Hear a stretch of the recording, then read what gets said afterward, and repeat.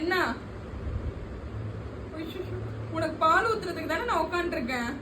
என்னையவே வந்து நீ அதுப்பு காட்டினீங்கன்னா நான் உனக்கு எப்படி ஊத்துவேன்? பயங்கரமான டெரர் பீஸ் தெரியுமா எங்க வீட்டால. அப்படியே உட்காந்துரு.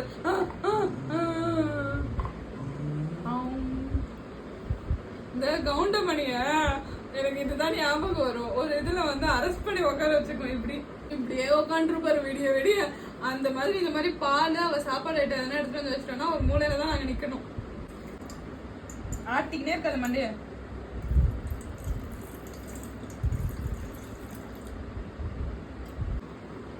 பால் ஊட்டி வளர்த்த கிளி அப்பப்போ எங்களை பாம்பு